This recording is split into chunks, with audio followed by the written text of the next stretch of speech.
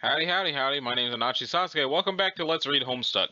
In the last episode, Dirk had an argument with basically himself for several pages in a row. And also a bit of talking with Roxy that had already happened, so I didn't read it again because that would have been a waste of time. So in this episode, let's see what's on the other end of this arrow.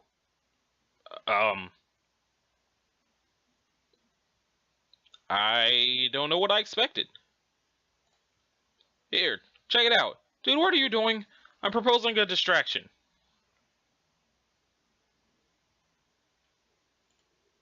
See, I'm just gonna dangle one of her dad's ridiculous dancing figurines in the air like this and get his attention. Okay, if you want to help, that's cool, but we should try to agree on some shit first before you hijack the controls like this. Then when his back is turned, she can run to the study. Yeah, that's fine, but I already had a plan so to like this if you'd actually let me do it. Can you just put the fucking stare down?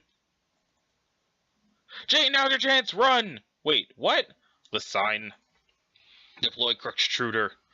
The Crux-Truder! I was going to stick the Crux-Truder in the kitchen, distract him with that.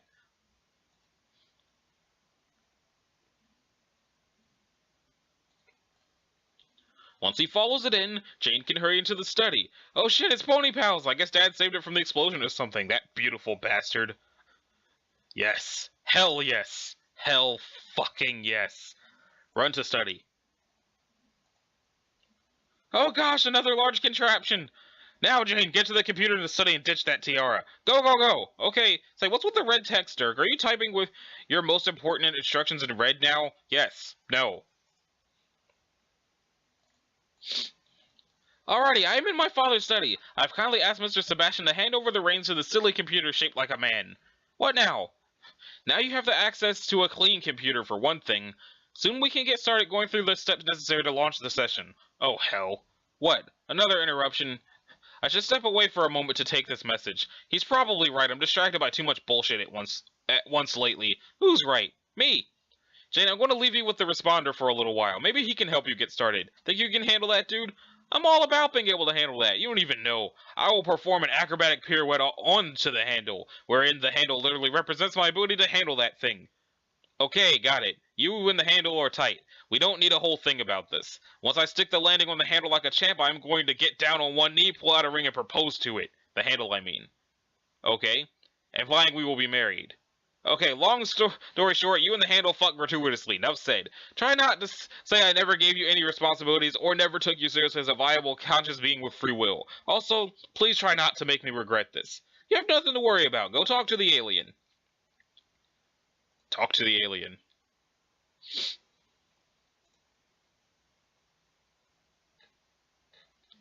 I see you are about to begin. How splendid for you. I'm at dangerous risk of jealousy.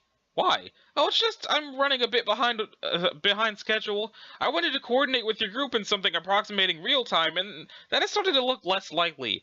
My client player continues to be a source of frustration. I thought we had everything settled, but it's always something with him. I even told him in my last message it would suit me fine if he wanted to be the server player instead. I just want to begin. But I've not heard back from him. That's probably the way it always is. I've run into plenty of problems here already, and I've had to improvise heavily. Ain't nothing about our situation to envy yet. But at least I know how certain things go when it comes to your story. I don't quite have that luxury with mine. It is nerve-wracking sometimes, especially when I must count on him to be responsible. Well, your bro has definitely got some problems, not gonna lie. This is true. Though I'm sure I've said he isn't quite my brother. We're related, yes, but not in the way human brothers and sisters are. We are genetically similar, but in many ways quite different. In fact, our blood color is not even the same. But I refer to him as a brother at times because it's close enough to being true, which, as you refer to the one you regard as your ancestor in the same way. Yeah, just give him some time. He'll probably come around. You would never have even woken up on Prospect if you weren't going to launch the session, right? I mean, there wouldn't even be a session for a Prospect to exist inside if you weren't about to instantiate it in the first place, unless I'm just totally not getting how this works. No, I think you're probably right. While I await his response, I think I will take a nap and see if the clouds may offer any guidance. Though lately I have been seeing many more black clouds cropping up on Skya than usual. It is a most unwelcome trend. You're lucky to have any clouds. The only thing I had to look up to was infinite monsters. Good point. I'm so pleased to be a Prospect dreamer. I'm sure my brother finds his netherworldly affiliation similarly pleasing. Speaking of which, I have a problem and I could use your advice. Is that so?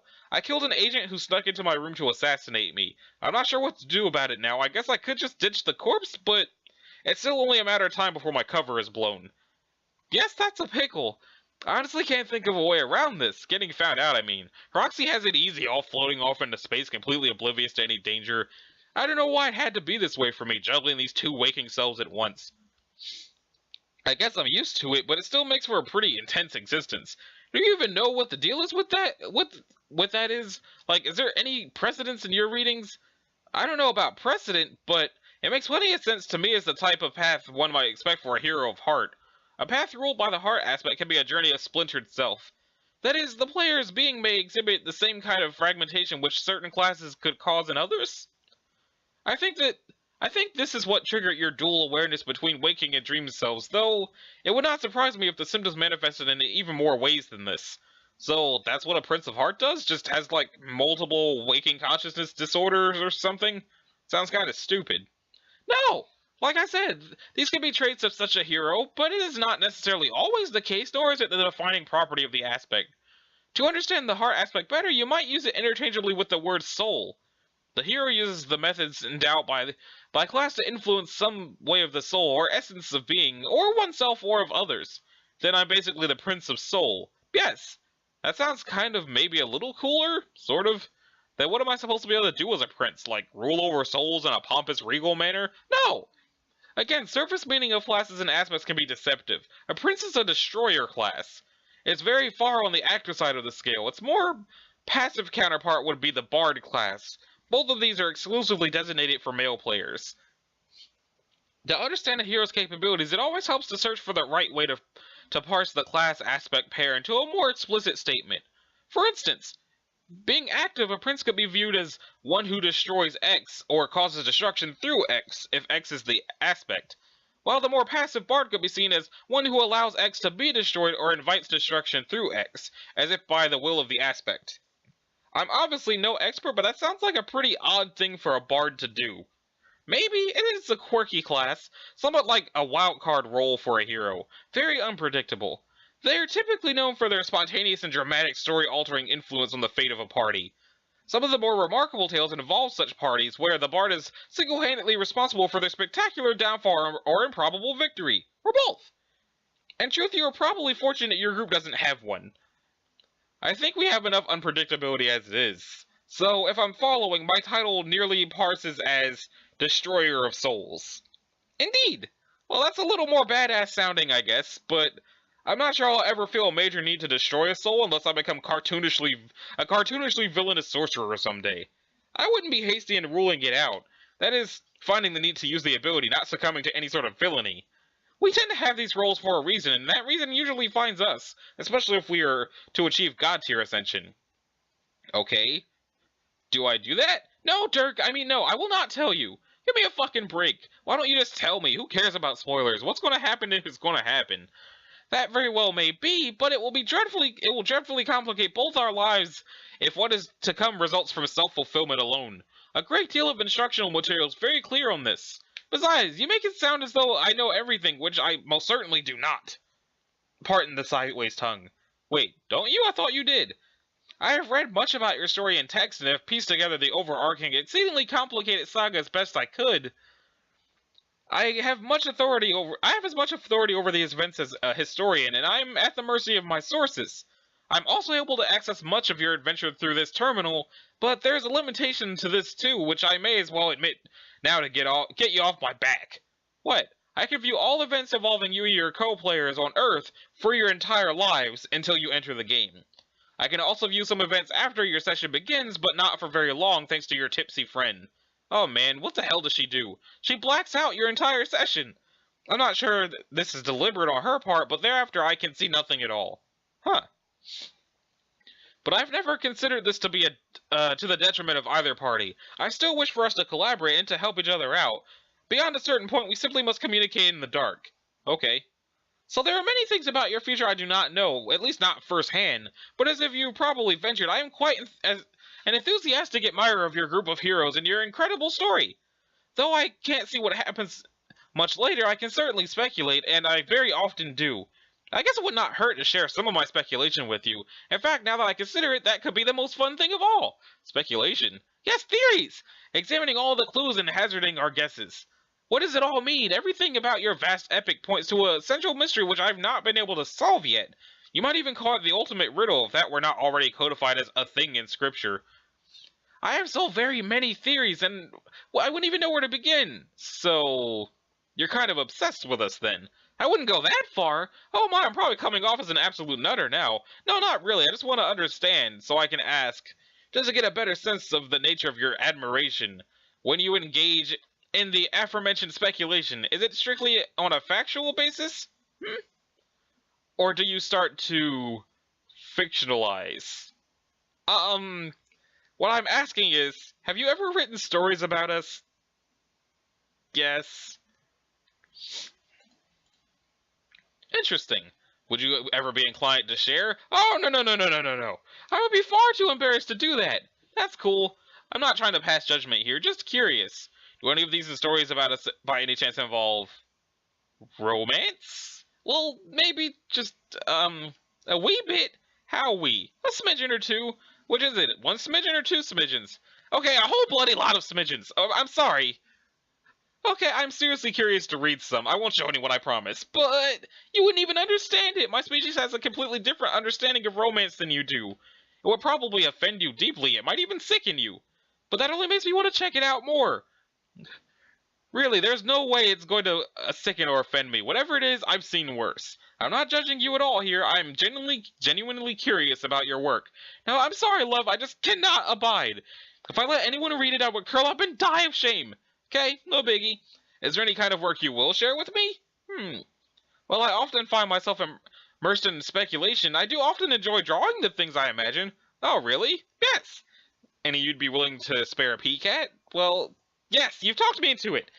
This suddenly sounds fun, and I have just the thing to show you. Awesome. You were asking about whether you would ascend to godhood, and without getting into whether you do or not, I have speculated on your hypothetical appearance, since that outcome is just as close to me as it is to you. Given what is documented for the typical accoutrements and cut of the prince garb and palette for the heart aspect, I think this is likely spot on. Let's click it. I think I follow this artist on Tumblr. Holy shit, do I actually have to wear that? Perhaps. It all depends on how much of your inner greatness you wish to realize. Okay, what is with the butterfly wings? We sprout them upon ascension. Aren't they beautiful?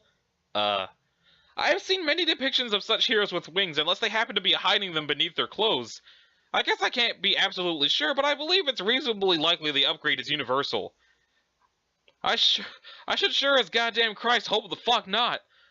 What about this Knickerbocker bullshit? Is that legit? Yup, 100% princely canon. God damn it. I guess those ass-kicking gloves are pretty cool. I know I could probably make it work. How much of this shit is compulsory by game law or whatever? Am I obligated to traipse around in fucking tights and puffy little asshole pants forever? No, silly, they're just clothes. You're free to swap parts if you like, or if you wish to be free of it altogether, change back into your plain clothes and Bob's your uncle. Like it never even happened. Okay, well, don't get me wrong, I think the drawing is great. I'm only taken aback by some finer points of fashion. Also, Bob's my uncle? Oh, no, love, it was a figure of speech. Yeah, I know that. Did I use it incorrectly? I don't think so. I mean, I guess not. Say, what is an uncle, by the way? It's sort of like this weird, superfluous dad. Like a strange man in your life that barely has anything to do with you, but is just there for some reason. They're practically always douchebags. I suppose I'll just have to take your word for it. Okay, but just one question. Not to do with the future or anything, just about you. Yes? Are you British, or pretending to be British in a sort of ironic or stylized way? Doing what now? I mean, I guess it doesn't make sense for an alien to be British, or for an alien to be American, for that matter. No, I fancy neither of those things makes much sense at all. Just the way you type is making it seem that way is all. Oh, yes, that would be my quirk. Quirk? So like, deliberate affectation? No, a quirk! Quirk-dirk. You're pretending to be British as a quirk. What the fuck is a quirk? We all need a quirk. It adds spice to our voices and helps us stand out as individuals. That's stupid. I don't have a fucking quirk and I don't want one. Well, of course you wouldn't. You're human. Humans are notoriously strange.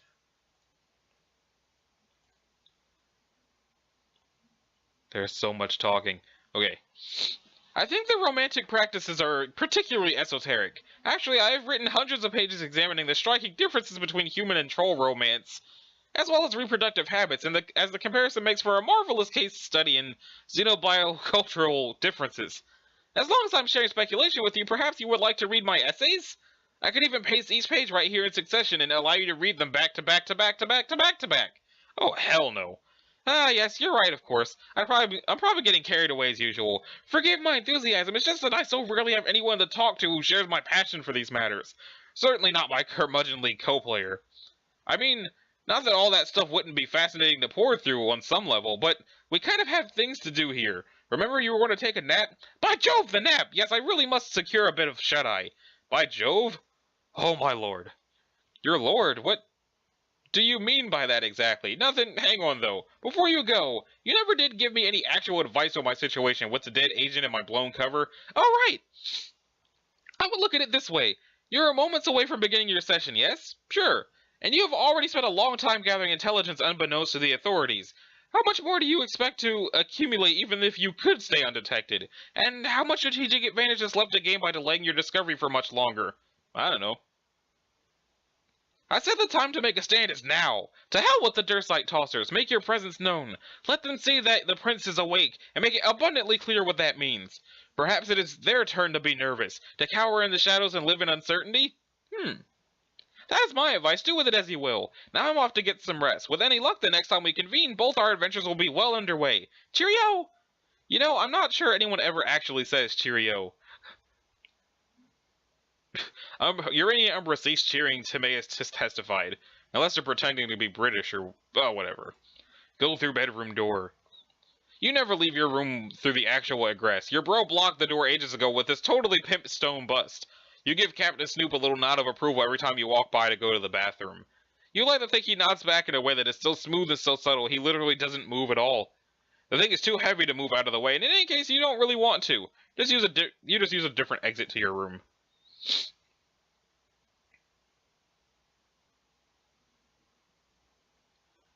Okay, I already picked both these characters.